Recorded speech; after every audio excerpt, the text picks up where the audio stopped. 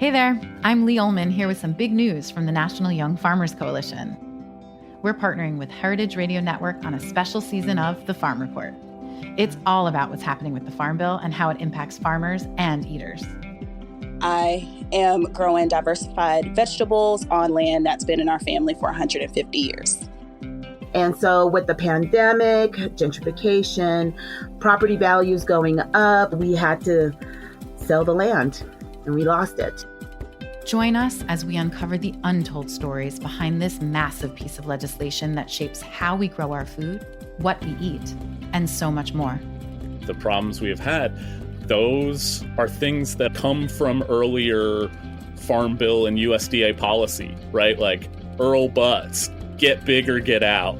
You know, it's my responsibility to know not only what I'm eating, but then like how that all came to be. And realize like, wow, like this piece of legislation, all this money, like it's technically something that I support as a taxpayer. While Congress debates the next Farm Bill, this is not just an invitation to listen. It's a call to action. Be part of the conversation. Subscribe to the Farm Report on Heritage Radio Network, wherever you listen to podcasts. This is Chef Emily Peterson, host of Sharp and Hot. You're listening to Heritage Radio Network, broadcasting live from Bushwick, Brooklyn. If you like this program, visit heritageradionetwork.org for thousands more.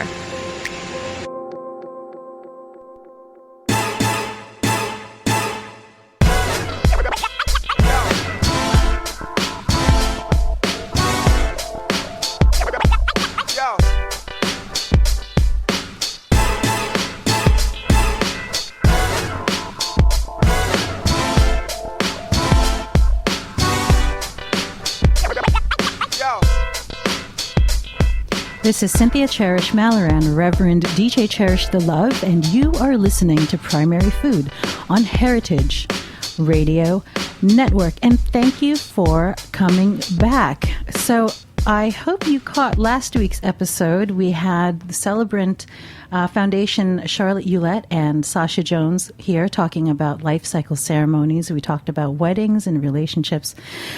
But I mean, there's no getting married without having a successful relationship, right? So that's why I have on today our guest, Gabi Lovve, relationship expert. Thank you for having me, Cynthia. Professional matchmaker. So just make sure you speak right into the mic. We're going to talk about relationships today. Gabi is a professional matchmaker, like I said, and knows a lot about how couples tick, right? How would you describe it? Sure. It's a wonderful dance that must be mastered. I have not mastered this dance. And at my secret ulterior motive is to get as much information from Gabi about this as possible.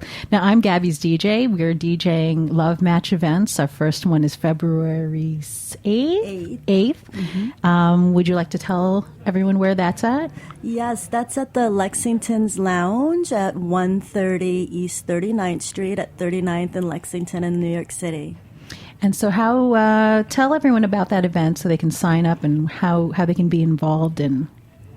That event, there's more information at gabilove.com, which is GABILOVVE.com, and it's a real matchmaking party where no one knows who they're going to meet, who their match is for the night. What it entails is a half an hour love interview that I do per contender. I call the men, and the women femmes, just to keep it fun, and it attracts a lot of younger people as well. And I give them a 30-minute to an hour love interview and see what they like, what their expectations are, their specifications, and I try to match as perfectly as possible for them to have a good time with that night. So I'm pretty sure there are a lot of people listening that have their ears perked up when you were describing that. So before I forget, let me tell you how to reach out to me and get my attention and to find out more info on social media. Be Twitter, Instagram, or Facebook at DJ Cherish the Love, and that's spelled LUV, and hashtag using primary food or hashtag heritage _radio and hashtag Rev Love. So again, the name of the show is Primary Food. And let's go into the definition of what primary food is. As a graduate of Institute for Integrative Nutrition, primary food is a concept that I learned that helped me get through cancer treatment with great ease. So the foods you eat are secondary to all the other things that feed you. Your relationships, career, spirituality, and exercise routine. These are the things that we call primary foods. All that we consider today as nutrition, the foods you eat, the pizza here at Roberta's, is really just a secondary source of energy. Primary food is more than what's on your plate. Healthy relationships, regular physical activity, a fulfilling career, and a spiritual practice can fill your soul and satisfy your hunger for life. So when primary food is balanced and satiating, your life feeds you, making what you eat secondary. And I like to add in there creativity, which can cross over into spirituality, I think. And my focus is creative output. But today we're going to focus on relationships, the relationship aspect of primary food. Because without good relationships in your life, you're missing that factor. Very important, because we can't go through life without good, happy, healthy relationships, can we? Or we can. We just wouldn't be happy. So Gabi got to know a little bit about me recently. I gave her my birthday. And then what did you find out about me? Well, through your destiny reading, through your birthday, in that astrological card science, that I have a software on a website called loveanddestinyreports.com. I found it very valuable from a psychologist standpoint, that it gives me another little jewel of information on anyone that I work with as a matchmaker. And Cynthia, you are a queen of diamonds. Sounds and great. Why we get along so well. I have a lot of Mars with the queen of diamonds. We have a lot of passion for each other. So it's been a real pleasure meeting you.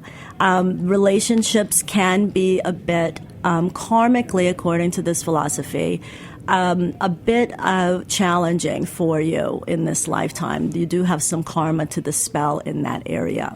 So we can talk all about that. I'm all open to sharing that because I want to know more. Because what you started to tell me the other night just sounded too familiar. I hear this a lot. And I was looking at you like, how would you know this? You're describing the dynamic I had with the men that I was married to and dated. And you helped me realize that there is a certain way that I have to honor and conduct myself and not deviate from that. And I have to find the right partner. Mm-hmm. So in the way you do your matchmaking and understanding people from the way you started to understand me, I think this is a piece of information that I think everyone needs to know. Mm-hmm. And when we have Susan Hannigan here. Hello. She's back. She's back magically. Hi, Susan. Hi. So she is going to be gifted a reading just like I did. Are you ready? I'm full of anticipation. Well, interestingly, and you two are karma cards. Who knew? High five! Ow. That is probably why you have a connection where you're even working together. Cynthia is a jack of diamonds, and you're a queen of diamonds. So, Susan's a jack. I'm the jack. She's the jack. queen. That seems queen. appropriate. Yeah. But all of the cards that are right next to each other are karma cards in this lifetime. And I see a lot of couples that are karma cards, parents. My dad and I are karma cards, mothers and sons. I see it so much in close relationships that I'm never surprised when I walk in and the two women That's who cool. I'm talking to very just neat. happen to be that way. So Cynthia is also another royalty card as a king of clubs. So between the three of you, we have all of the royalty, jack, queens, and kings covered here. And we have Jack in the booth over there. Oh, I'm here. So what is the the significance of the diamond? Yeah. Okay, because we're both diamonds, so let's hear this. Anyone born a diamond in this lifetime is all about stability and money in this lifetime. I'm always amazed that all diamonds usually own some property earlier than the rest of us. So they're all about stability, and money is a big focus in this lifetime for all diamonds. Focus, not necessarily we're acquiring it. I mean, yeah, I could see it being a focus, but are we all well off? Are we all comfortable? Not necessarily, but the diamonds, especially going up into the diamonds and the royalty where you guys are, you really do have some more luck attaining wealth. Now, of course, you have to micromanage your mind and your energy to really own that and believe it. But yes, some of the diamond cards are the most blessed financially in this lifetime. So you said micromanage your mind, and both of us are like, Yeah, it takes a little bit of that as well. That's that whole master your mind. Tell us a little bit about that. Yeah, what does that mean? Well, I'm really talking a lot this year about mind management, because I do believe it's the end-all, be-all for all of us to manifest health in our life, more love in our life, more money in our life, more work opportunities, whatever we want. I do believe it all starts with perfecting our mind management to the best of our capability. Yeah, I agree. And especially this is I'm so glad you guys are here. Because, after going through cancer treatment, going through a double mastectomy, of course, there's the side of me that's like, I'm healthy, I'm happy, I'm good. Then there's a part of me that's like, how could I date without breasts? Mind management. Right. Well, and you've come such a long way with your health that when we spoke last week, when we met, it's clear that you also get that. It was your undertaking of that mind management that got you through all of that in an amazing place where you are now, where you can even focus on your love life. Isn't that something? And it's a blessing. Is another way of thinking of, I've never heard the term mind management. Is it another way is belief systems? I made it up. Oh, okay. I make up most of my own terms, even like my last name, Love, with two V's, Okay. I tend to make things up. It works great. I mean, so mind management. So what does that entail? What does that look like? It entails devotion to creating the mind that you really want. Now, you're a life coach, so I know you teach your clients how to think or feel in a certain way for them to be able to actualize better things in their life. Sure. That's kind of what I mean by mind management. Got it. Those teachings that we teach as coaches to our clients, I look at that as the mind management energy behind it all. Great. Thank you for that. That is very interesting. And I think one of the other things that you talked about when we met a few days ago, we were talking about mind management. You talked about women's sensitivity levels, getting that under control. Right. I'm going to be talking very in-depthly on this I have my largest event of the year is on February 6th here in New York, and it's in Los Angeles on May 22nd. And I'll be lecturing very in-depthly, and I hope that you can come on the mind management.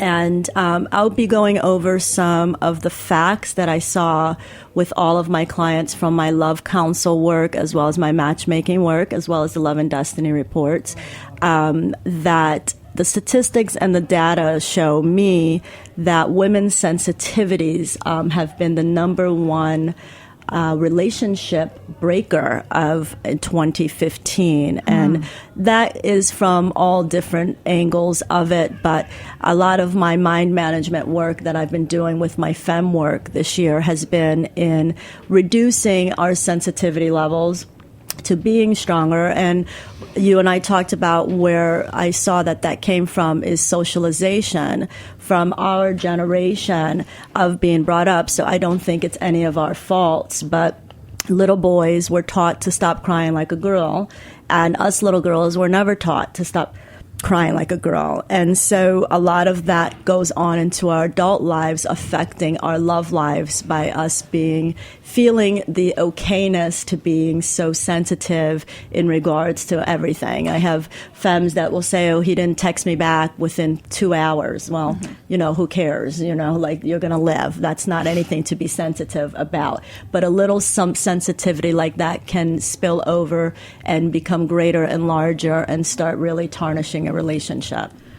Well, can I see an observation that's sort of the flip side of that? Sure. I think a lot of women I know have been taught that the worst possible thing they can be is needy. It's always that toxic word. And so a lot of women I know end up actually holding back any sense of, I could use affection right now, I could use a hug, I could use support, because they're afraid of being seen as clingy, needy. And so I think a lot of times guys, first of all, they end up feeling like they're not necessary. If the woman's never asking them for support or affection, good guys want us to smile and want to be there for us. So that feels a little contrary to what I'm hearing you say.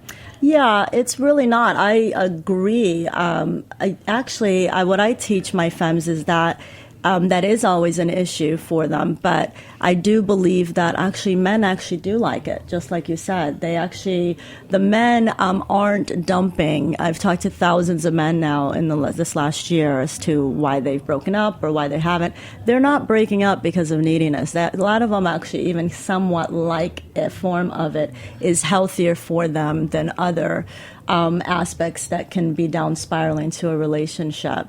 So yes, it's the sensitivity is a little bit different than that neediness aspect. So that has definitely not come up as a number one relationship killer in my data for the 2015. Interesting. And I agree with you. We should all be a little needy in our love lives. It's actually what we have one for, is to fill some of those needs that no one else can fill for us. Well, it's also, needy is just such a charged word. And I think a lot of times women misinterpret what that is. Yeah. That need is, babe, can you be, something I can lean against? Which I think most straight guys know, but most gay guys too. Actually, something that fills them up, and brings a sense of core masculinity. But yeah, I guess I'm just hearing. It's interesting to hear sensitivity being different than need. Yeah, it is in the way I'm looking at it. But I definitely think that the way that we're describing need is actually not as negative as a lot of people have thought to be. I think men do like some form of feeling a need by their femmes. Yeah. I think that you made a great point, Susan, to how do we decharge that word negatively? How do we make neediness not that stigmatized, oh, she's so needy, he's so needy thing? Is it that we need a new word, or just a new understanding of how to relate to needing someone? Like, if I need your companionship, your touch. Maybe it's appetite, considering that we're here in because appetite is sexy. Appetite is life affirming. I have an appetite for you right now. I like that. I just got all kinds of steamy in here. It just got very warm in here. Yeah. Well, good. It's what I'm here for. But that is very different. I think it's a distinction between I need you I'm hungry for you. Yeah, I'm hungry. I'm hungry for you versus I need you. It's two completely different worlds. And I think in a happy relationship, I got an appetite for you, baby. It's like, yeah, no Netflix tonight. It's just, Now that is so great, because that helps me. It just points out language. Language is so important, especially when you're with your partner. The things that you say and the unspoken language.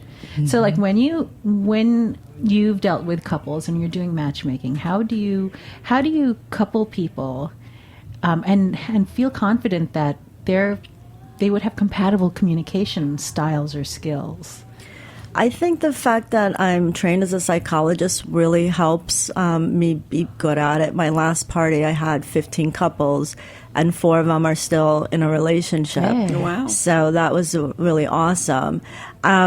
One of the first initial things that I look, obviously, I during the love interview, I figure out what they're physically attracted to. And then when I interview somebody on their behalf, I do look for some main things, the personality types that are a focus of mine in grad school. My dissertation is in marital satisfaction and personality types.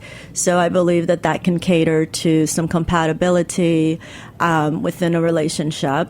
Attachment styles, if somebody has avoidant tendencies or anxious tendencies in their attachment style, I will consciously try to not set those two up together, because that can be a recipe for disaster, right? Somebody who might be a little bit more anxious / needy, right? And not from the term of that yummy hunger way. Putting that person with somebody who has avoidant tendencies can be a recipe for disaster, because one person's going to be texting somebody too much or needing to know where they were, and the other one's going to be running away farther and farther away. So that's something that I can control usually before I put somebody together, if I've interviewed them thoroughly enough. And the latest finding in science in 2015 is sexual strategy types. There's new tests coming out. OKCupid has one. Sexual strategy. Yeah, that's if I can figure out if somebody's a giver in the bedroom, then who would be the best compliment but a taker in the bedroom, right? And we've all had those little fun instances. And if we go both ways? Well, then if you're ambidextrous in that area, then I can set you up with any all the cards, right? And So do you have a form that says do X, Y, Z? And then you can, I have. Be a fun form. There are, yeah. So, and OKCupid actually has a good test on that. Actually, science does not have a great sexual strategy test. I just have the information and the diagrams, but they actually haven't created a really good test on it. The OKCupid actually has one. So interesting. Are you saying that lovers are basically certain types? Yes, we all are certain types in the bedroom. What are those types? Because I need to understand. There's romantic. That's the person that's really, truly romantic. They're going to need a lot of romance in their love life. One is the erotophiliac, which is the person that just is very erotic and likes to feel a lot, and they're not the best givers in the bedroom. They more like to feel and receive. There's the giver. And there's a few other types that aren't coming to mind right offhand right now. I'd have to have my data in front of me and my information. Because this is all brand new to science. Wow. Brand new. What I'm seeing a positive of you versus OKCupid is when you're filling out those forms, particularly the ones when they get into the sexuality. I know a lot of women go, well, yeah, I'm not going to put out that I'm into this, because I'm going to have a whole lot of strangers going, oh, yeah. I mean, if you're looking for something with a little bit more depth, if you're into, you're into sexual play, that's what the goal is, that's great. But I think a lot of women I know do hold back in expressing online what their sexual strategies are. I would agree with that. Interesting. Yeah, I don't think that it goes onto their profile on OKCupid. I think it's more of a private test for yourself. I don't think it actually affects your profile. Okay, there's just a series of questions of, are you into this form of oral sex? Are you into this kind of anal whatever? And test, you're going, yeah, I don't want my first date during. Yeah, absolutely. You can tell it's your choice to answer those questions. Wow. They're going, do I want to have coffee for the first time with somebody who knows this is good? So I don't know about that. The results aren't put out to other people. They're really just for yourself. And I really urge that OKCupid test, because it's based on a new empirical scientific test called the Sexy 7 measure, SSM. Wow. And I love that scientists are finally catching up and getting cool with the language. There's only 7? Yeah. Susan, Peter is such a greedy lover. There's only You're such a 7 greedy ways lover. of sexual strategies. Yes. Appetite. Oh, sorry. You're such an appetite. So there's 7. Say that again. This is so fascinating. There's 7 different sexual strategy types that all of us can be. And so the empirical data is called Sexy 7 measure. How do we find out what? I mean, I need to know what I am. Yeah, this might be where I've been stumbling all along. That has this taken the SSM from the empirical data that I look at. The only test thus far is on OKCupid. Is that one? Okay. If you go to their site there and you go and you take their sexual test, and that scientist that devised that test took the real empirical data from the SSM and made that test. And eventually, I'll be making those tests myself as a psychologist. That's so interesting. Now you are doing matchmaking also as an actual service. So when you do that and you match people up, what's that process like? That process is pretty simple. They come on board. Well, somebody hires me as their private matchmaker. They get an hour and a half psychological intake session where I go in and I ask a lot of these questions. And I do focus on the sexual strategy, on the attachment style, and their personality type. And then the basics. Do you like blondes? Do you like brunettes? Do you care what color eye they have? Can you date somebody that's losing a little bit of hair? Do you mind if he's got a little pot belly? Is education important to you? How about religion? All of those basics, and then I throw in some scientific analysis in there as well. And then from there, I interview the opposite femme or men contenders. I have recently matched my first homosexual couple, and so that division is growing as well. And I interview people on their behalf and see if I think they would be a good match. And then they get sent out on a certain amount of dates for, let's say, a 3-month contract. Mm-hmm. Wow. That's so, I know. How are they? Well, Susan, you have a question? I'm just taking it all in. It looked like you were about to ask. No, I wasn't, but I have thoughts. I mean, I'm intrigued. I have a question for you. I want to know what you think on this. I am going to a birthday party this week of a glorious, beautiful, vivacious friend of mine, her 40s. And all the women there could be described pretty much that way. And most of them have not been in any kind of relationship in a significantly long time. Hmm. And that would say is becoming more and more of my social life. Yeah, because some people just don't like the online and the app dating venues. It just is difficult for them.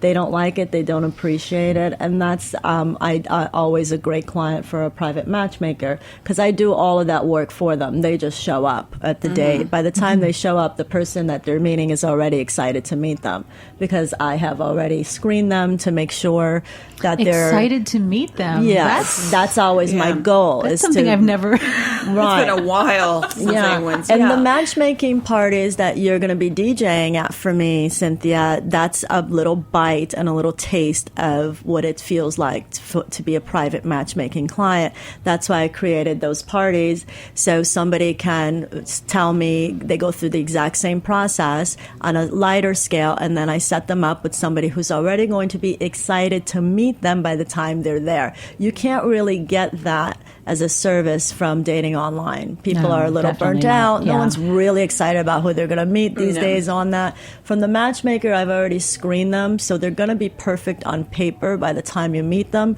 Whether there's that sexual chemistry, that carnal attraction, no matchmaker can know that or foresee that. In fact, we all even get shocked at sometimes when we have that with somebody, which we wouldn't expect it, right? So that's out of my control, but they're perfect on paper by the time you meet them and they're excited to meet you. Do you have any observations as to why there's such an abundance of remarkable middle-aged women who are single out there? Depending on who you ask, they would say there's an overabundance of all ages of single. Right now, divorce rates are over 51%. So we actually have a high abundance of singles, men and women, in all age groups, actually. Really? Yeah. So I don't like to adhere to those become those don't fit into my optimal mind management that I teach single people, because like when I was in LA, people say, oh, the men in LA are so difficult. Oh, the men in New York are so difficult. So I feel like that is one of those limited belief systems that will only keep us manifesting more single time. So I don't like to take those on. So let's remind the listeners, since now that they've heard a little bit more about the matchmaking that you do, how to get in touch with you to hire you to do that exact work for them. The RSVP line for the matchmaking parties and to ask me any questions is 888-854-7488. That's 888-854-7488. And I can be reached through my website, GabiLovve.com, GabiLovve.com. And I can be emailed directly on there or at Gabi@GabiLovve.com. Very cool. So when I told people that you were going to be here over social media, I had a few inquiries about how can I ask Gabi a question while you guys are doing your radio show. So I think we have a few callers. Awesome. Yeah, so we're actually going to reach out to a couple of people on the wait list here. Since we have just a few minutes left, we're going to grab, let's see, Jack is going to grab them. This is great. This is caller number 3. All right.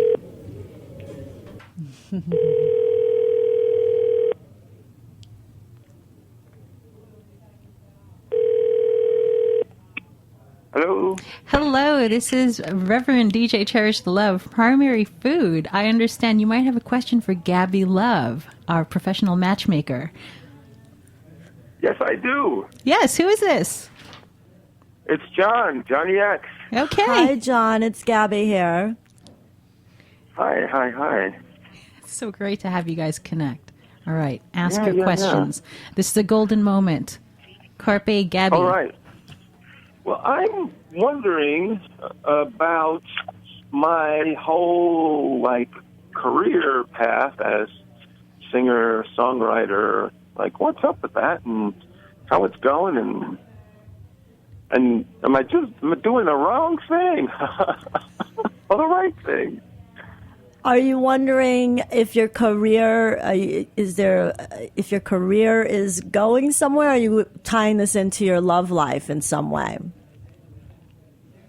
Yeah, I was interested in that, but if you're more of a love life expert, you can help me with that too, because that's also been kind of on hold for quite a while. Yeah, and I'm glad it has been on hold. You know why, John? Because really, unless you're feeling your alpha male energy, really, you don't really want to be activating a love life. And the fact that your initial concern was your singing career tells me that really does need to be. I'm glad that you said that first versus your love life, because until a man has his what I call his stallion life, until he's made it as a man in some way, shape, or form, he really shouldn't be focusing on his love life, because it's a lot more of a difficult track that way. So I do feel that it is really important for you as a man to get that feeling that you have conquered your work life in some way. So I'm glad that you actually brought that up initially as first. What I can do, I do have one company that's loveanddestinyreports.com that has these phenomenal destiny reports, and let's contact each other after the show, and I will get you this weekend your destiny report, and it will be able to give us a little bit of information as to what's going on in your business life right now. And if, what I do know is that, if you feel very strongly about that career, don't give up. It's not easy to do that. But if you need to bring on something else to support yourself or to keep you feeling more abundant in the process of making the career that you really want out of your first choice, then do that. Then bring something in to support your immediate mission. Okay. Thanks so much. Thank you so much. Thank you. All right. it feels like there's like this post-feminist phobia of men, a lot of men I've met who are to be alpha. They don't want to be sexist. They don't want to be abrasive. They don't want to be gross. So to flip that, there's this feeling of, how to put this in a stereotype way. There's a little cutoff from their sexuality, or their drive, you phrase it the way you would speak. Well, the women's movement was great for all of us. However, it did confuse sexuality roles, the man's role, and our role a bit after that, because the men don't know how much they should give to us. How women don't know how much we are to receive and how much we are to go out there and conquer on our own. So I believe it was a blessing, but it did cause some confusion when it comes to the social aspects of love.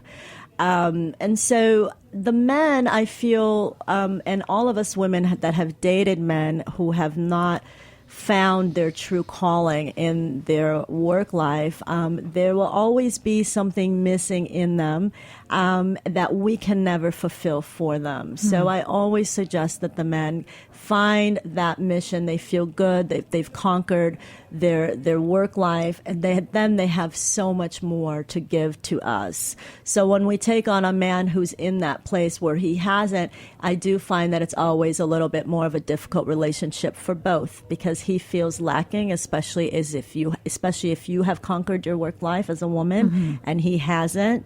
There's always a bit of a dissonance there, so it makes it for a bit of a harder relationship.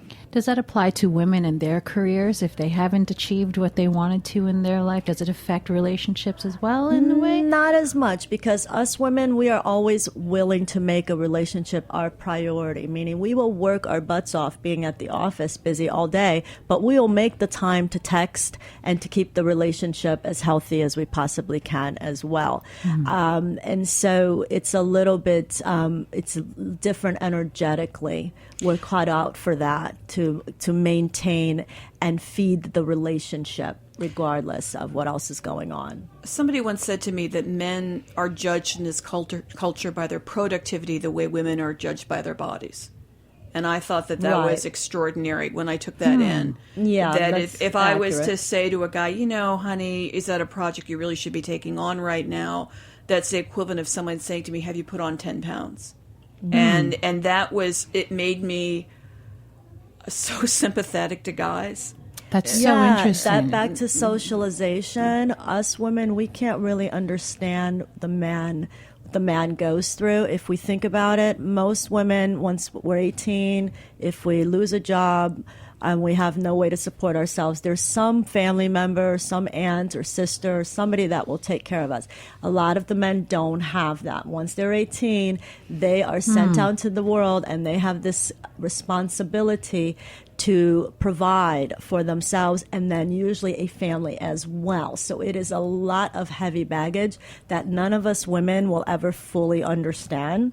So I give the men a break in that regards. And so when we're in a relationship with them, we always have to cater to that. Let their work come first when it needs to.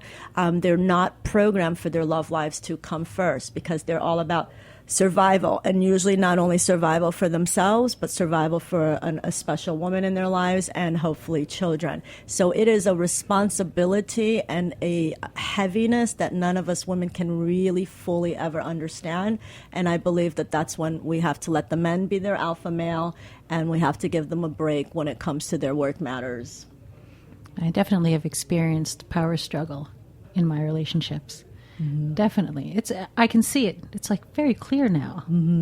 Yeah, and powerful women will go through that, and like you being a king as well. For all king women, you're a jack and a king. Oh, I am. Yeah, your second card is a king of clubs. Okay. So the jack actually will have an easier way in her love life. The king woman, it's always a bit of a struggle, because you are so powerful, and any man that comes in, unless he's a king as well, there's going to be a deficiency of how he feels, because that's how all the kings in this lifetime just have it that way.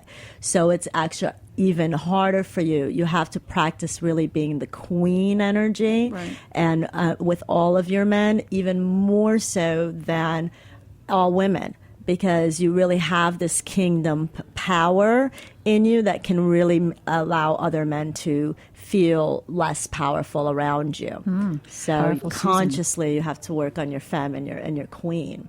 Which is interesting. I definitely would say, yeah, that's spot on. Yeah, you've probably felt that before. Oh, right? absolutely, absolutely. And also the sort of feeling of frustration when I've come across men with king energy not wanting a peer, but choosing to be with women who are fabulous but more demure. Or definitely, I don't know, be like below queen. You know, I don't even know what that would be. You know, there's no princess card. You know, but saying, you know, There was. but just to say there's, and I think a lot of women I know who have that similar energy will tell you that enormous frustration of feeling that the guys who are kings don't want that, or thinking that we would not need them, and at the same time going, oh no, would love a place to go home and drop off the crown for a while. Yeah, I think all women really feel their best in their femme energy, which is the receiving energy, and a man who is happily more powerful than we are. It makes us feel more grounded and secure. Now, some women will choose to be the masculine energy. See, the thing is like you can't be both. So in a relationship, you have to pick, am I the feminine or the masculine? Some women will choose to be the masculine. Most of them are homosexual. A lot of them are. But even in heterosexual relationships, a woman can choose that, but she gives up. If she wants to be the masculine role, she gives up a lot of her feminine. Right. She can't be both. Can you flip it and say, you know, in my work life, I totally know I can do strong male energy. I run groups. I put things together. I know I Is that male though? I'm just that's more masculine. All of those, when she's that much of a leader, that's the king in her. You just have to make sure to not take the king to your bedroom, right? Unless he wants that, Unless he's hungry for that. Unless he's hungry for that specifically. But yes, I guess for what I struggle with is wanting to feel. I don't want to deny my power. You know, I've gotten to this place in my life where I feel strong, I like myself, I feel skilled. I don't want to deny myself and the planet me being fully myself. No, and men love powerful women in 2016. They really do. Good news. But in the bedroom, and I don't mean necessarily literally, in the relationship, he wants you to subquiesce to his power as well, and let that sometimes be the overriding energy. I think I know what you're saying, but can you talk about that a little bit more? I know I could hear a lot of my friends' shoulders going up right now. Women walk out of my lectures every time I lecture. So I think I know where you're going, but can you elaborate more on what that means? Because I think a lot of women go, oh, you want me to be Donna Reed or some 1950s housewife with yes dear kind of energy? No, absolutely not. God, I don't think that would it. turn on anyone in 2016. Not any of the men. No, what I mean by that is be a powerful woman. You can't help yourself. You are a double royalty card and a king at that. Very few women are kings. So you just can't help yourself. And so that, and in that reign, you're going to feel great. So the right guy for you is going to really appreciate your power. He might be a queen. Actually, king women do great with queen men. My last relationship was a man who kept defining himself as a lesbian.